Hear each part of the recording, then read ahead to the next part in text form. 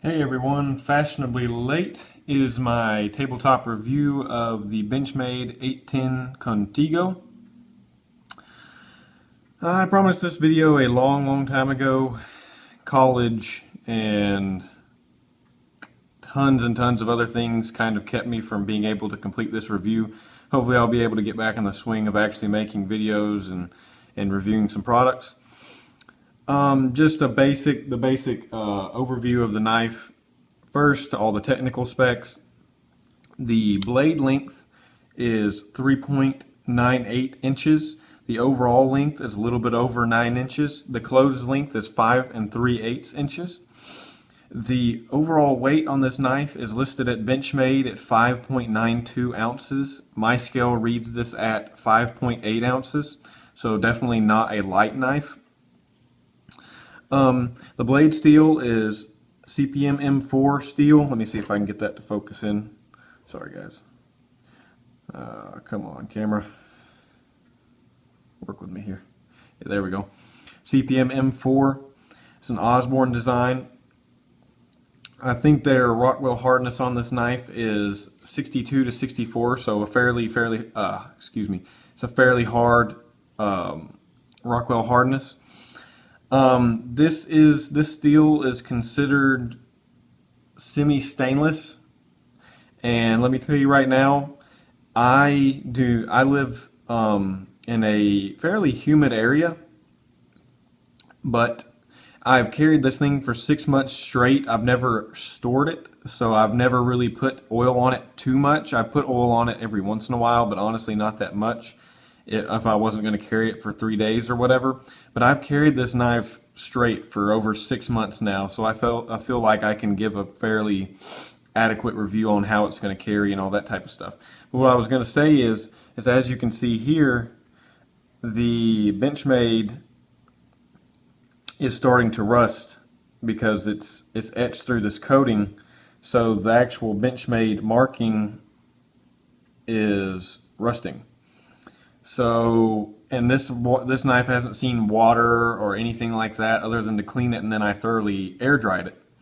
So you have to be really careful with this knife because it will definitely rust on you, as you can see right there.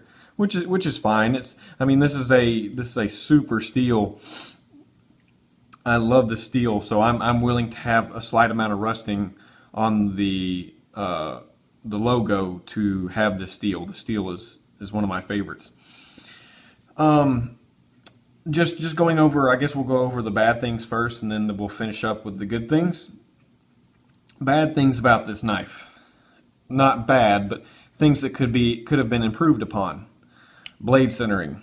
And this, I'm not a blade centering crazy. I don't get really mad if the knife is very slightly off center. As long as it's nowhere near the liners, I am fine. But this blade centering's not really good at all. It really it touches the liner on this side. Now the good thing is, if there is a good thing about this, is that it's toward what would be your right side looking at this video, and I am right-handed. So when I open it, it kind of pushes the knife away from that liner just enough to make it where it won't actually touch the liner as I'm deploying the knife.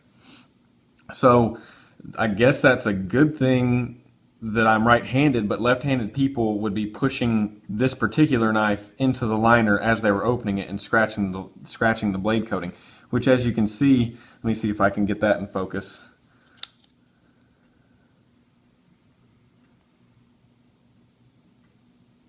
Come on. Sorry guys, I'm trying. There's a slight little nick right there where the coating is actually completely gone. I don't know if you can see that at all. This is being rather ridiculous. There we go. And so right there, because it's hitting the liner as it's opening and it's causing a slight amount of scratches down the blade as it's opening, you can see right there. So even though I am right-handed, it is still scratching that coating right there. Another this and also I should mention that this blade, if you haven't seen my previous video, was already sent back to Benchmade. So if this centering was going to be perfect, it would already be perfect. So I just guess this blade centering just is what it is. In my previous video, there was pretty significant amount of blade play. Sent it back to Benchmade. They fixed it. It's wore in some. It's a lot easier to open now. It's still not the easiest to close. Like a lot of my other Benchmades, when I release the axis lock, it will just slide freely like this. But not this one. This one still stays perfectly outright, even with the Omega spring pulled, or the axis lock pulled back or disengaged, whatever you would like to say.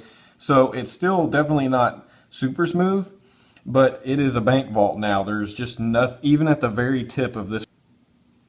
Hey guys, sorry, the dog started barking profusely, but the actual pivot point, it doesn't want to close very well. You have to make it close. I mean, you can really sling it back and it'll actually go back on the handle, but it's not perfect like my other Benchmades. But it actually opens fairly well. It's not super slick like a lot of the Benchmades are that I own, but it's bearable. There's the bushings. If I can get that to focus. Focus. Come on, baby. There we go. You can see the bushings in there.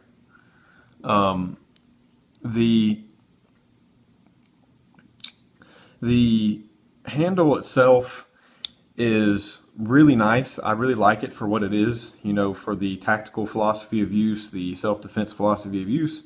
But the jimping on it is very, very uncomfortable for, you know, just normal cutting tasks.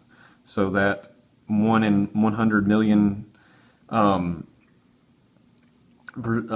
chance of actually using it to defend yourself, you have to deal with the uncomfortability of extended use with the knife. So just take that into consideration when you're looking at this knife. Now, if you know that you're going to be using this knife for extended periods of time, just get some gloves on, and it's absolutely perfect. The G10 traction is perfect for me. It has gotten less grippy as I've owned the knife and slid it in and out of my pocket hundreds of times. So those are basically all the things that I don't like about the knife. Oh, one more thing. Be careful. This G10 is so grippy that it will rip thin pants pockets to shreds. So unless you don't care about ripping your delicate shorts pockets to shreds, I would only wear this with jeans, because I've had to get, I cannot carry this with my more dressy shorts because it will rip my pockets to shreds. Now you can sand underneath this, but I kind of like the fact that, you know, it's so grippy that it's never coming out of your pocket. So I would rather just keep that and have it when I'm hunting, when I'm out in the woods, and know that it's not going anywhere because it's really, really grippy against my pants. So I just leave that alone. On to the good things about what I like about the knife. The first and foremost, the blade shape.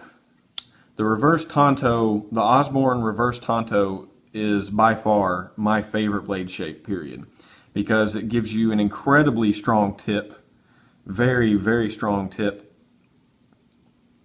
and it gives you tons of belly and amazing slicing performance. I mean, this thing is just a perfect cutter. So I really couldn't ask for a better blade shape, period. This is the best. And it's not, because of this really nice elongated swedge that they have on the top, running a good portion of the blade. The blade isn't that heavy. The balancing on this knife is actually very nice, just right here in the middle of the finger choil. So very, very nice. Excellent, excellent, excellent blade shape.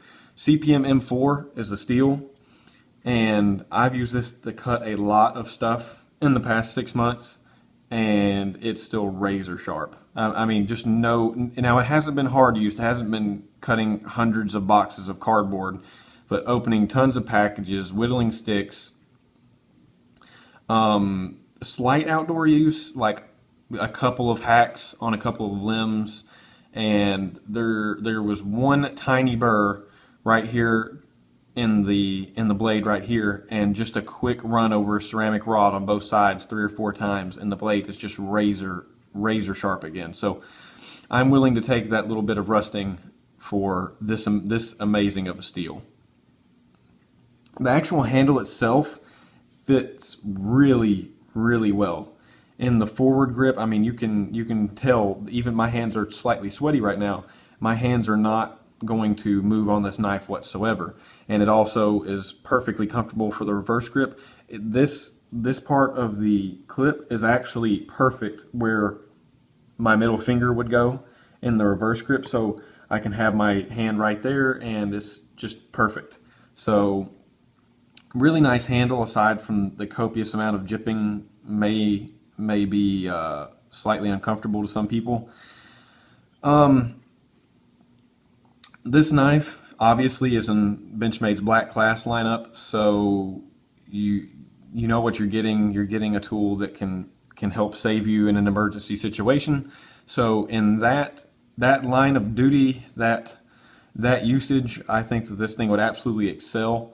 It's razor sharp out of the box from Benchmade, and it will slice, it will pierce extremely well. So you have a blade, instead of a Tonto not being the best slicer, this reverse Tonto is it's just an amazing slicer, and it can pierce if that's, and again, I'm not the expert on how to fight with knives or anything like that, but I can imagine that this blade shape would be one of the best to do that with, at least from the way that I would actually be able to use this knife. But all in all, I got this knife when you could still use the code to actually buy the knife, and so I got it for 140 bucks instead of the current price of like 180, something like that. So beware that this is not a cheap knife. The only thing that I wish they could have changed on the knife, besides the things I already said, is I wish they would just went ahead and put a DLC coating on this. Cerakote's alright, but it levels out very quickly, so you will have little lines in it, and it's very susceptible to chipping. I actually dropped this on the concrete once, and as you can see right there, it chipped off very easily. So yeah, this knife I absolutely love. Everything about it. It was my EDC for 6 months. I just recently got a new knife to carry and try out, the ZT-0560 Blackwash. Just a beautiful blade. So this review will be coming up shortly. But the Contego was my EDC for 6 solid months, and I loved every moment of it being in my pocket. Don't be afraid to go out and buy this thing. It's just really just an amazing knife, and you will not be disappointed in buying this knife. Thanks for watching, guys, and if you like this review and you want to see more, subscribe, leave a comment. I'll try to get back to you. See you later.